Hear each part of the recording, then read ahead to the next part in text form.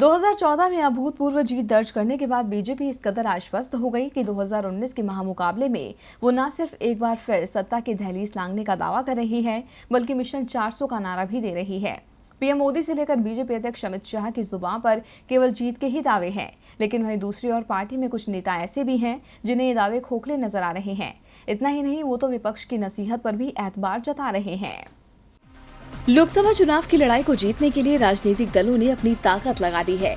जहां एक तरफ विपक्ष जीत की कोशिश में लगा है, तो वहीं दूसरी तरफ एक बार फिर मोदी सरकार के नारों का शोर गूंज रहा है। बीजेपी नेताओं का दावा है कि सत्ता में एक बार फिर कमल खिलेगा।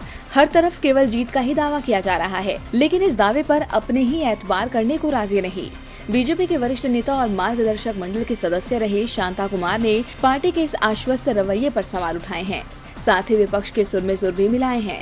उन्होंने कहा कि साल 2004 में ही कहा गया था कि अटल बिहारी वाजपेयी का कोई विकल्प नहीं है, लेकिन फिर भी बीजेपी हारी।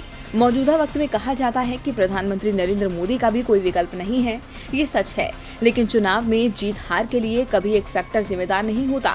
इतना ही नहीं, उन्होंने तो यूपीए की चेयरपर्सन सोनिया गांधी की पीएम मोदी को दी गई नसीहत को भी सही बताया।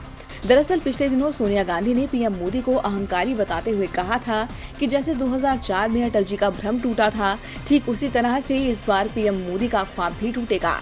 सोनिया की इसी नसीहत को लेकर बीजेपी के वरिष्ठ नेता ने भी पीएम मोदी को इशारों में अहंकारी बता दिया।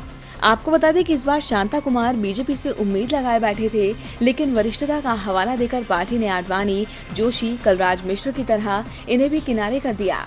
यही वजह है कि उन्हें अब बीजेपी की जीत पर ही विश्वास नहीं है। खैर, ये तो आने वाला वक्त बताएगा कि 2004 का इतिहास दोहराया जाता है या फिर बीजेपी नया इतिहास रचती है। डीबी लाइव की रिपोर्ट।